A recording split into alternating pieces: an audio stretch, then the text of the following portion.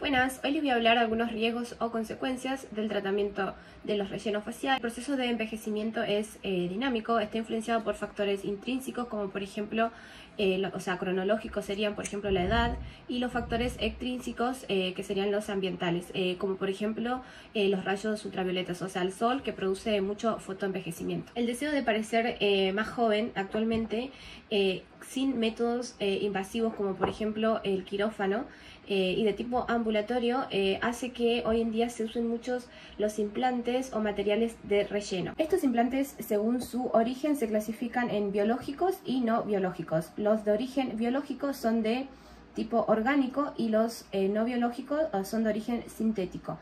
Como ejemplo podemos decir que tenemos el colágeno de origen porcino, bovino, actualmente está el humano. Según su duración se clasifican en reabsorbibles y no reabsorbibles. Los reabsorbibles tienen una duración desde 6 meses hasta 2 años y los no reabsorbibles obviamente son de forma permanente. Los productos que pueden utilizarse para un relleno facial, sobre todo que están autorizados por la FDA, son el ácido hialurónico, el colágeno, la hidroxiapatita cálcica, que es más conocida como el Radies, también el ácido polilactílico.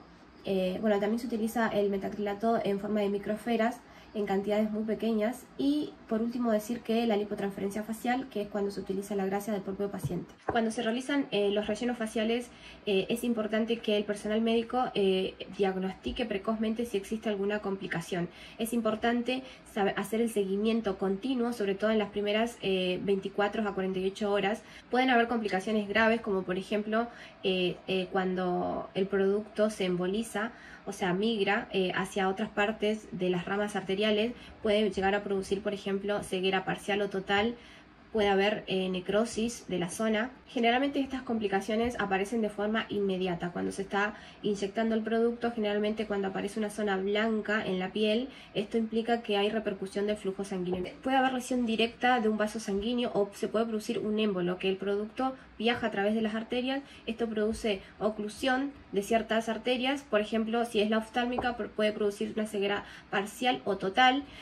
También se puede producir necrosis. Suele pasar mucho en lo que es la aplicación de productos en la nariz. Otro riesgo que podemos conocer es el efecto Tyndall, que es cuando el producto se coloca de forma muy superficial, entonces trasluce y se observa de una forma como morada, violácea. Otras de las consecuencias graves, poco comunes pero que puede pasar, es una anafilaxia, es un shock. Es una reacción alérgica sistémica al producto. La bioplastia es un término que se utiliza ahora en medicina estética.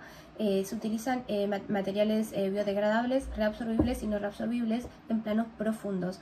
Esto quiere decir que este tipo de tratamiento es un poco invasivo, pero se puede realizar de forma ambulatoria. No se producen cortes ni heridas quirúrgicas. El uso de los hilos tensores inició hace mucho tiempo en Japón para las cirugías cardíacas. El fin estético de estos hilos tensores es producir la sujeción de la piel y también estimular la liberación de nuevo colágeno y elastina.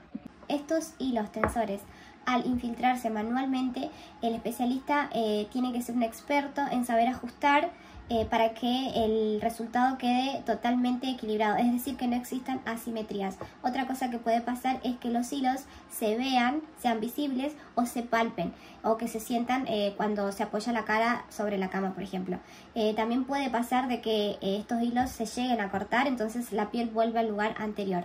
En la rinomodelación es importante saber la vascularización de la zona que se va a inyectar. Esta es una zona donde involucran muchas arterias, por ejemplo la arteria que irradia al ojo. Por ejemplo, si el producto se emboliza, puede producir ceguera parcial o totalmente si no se diagnostica precozmente. También otra complicación que se puede producir en la rinomodelación es la necrosis del cartílago nasal, que cuando se desvitaliza no se regenera. Por eso es muy importante el diagnóstico precoz en estos tratamientos para poder tratar dichas complicaciones. Otros riesgos que pasan en la rinomodelación es que pueden existir asimetrías de la nariz, sobrecorrecciones. El tratamiento de las arrugas del tercio superior de la cara, por ejemplo lo que es la frente, el entrecejo y las patas de gallo, se empezó a utilizar mucho en lo que es el Botox. Es un tratamiento rápido e indoloro, pero que también tiene consecuencias si cae en manos inexpertas.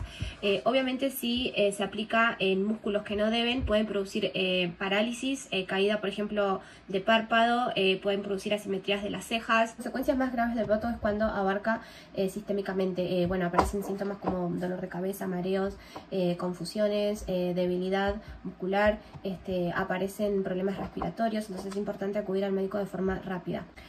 En el mundo de la medicina, el metacrilato se usaba ya desde hace mucho tiempo como forma de cemento óseo. Viene en polvo, se mezcla con sustancias activadoras, que después hace una mezcla donde se endurece y se aplica a prótesis óseas o dentales. En el mundo de la medicina se utiliza a partir de la década del 80 en forma de microesferas.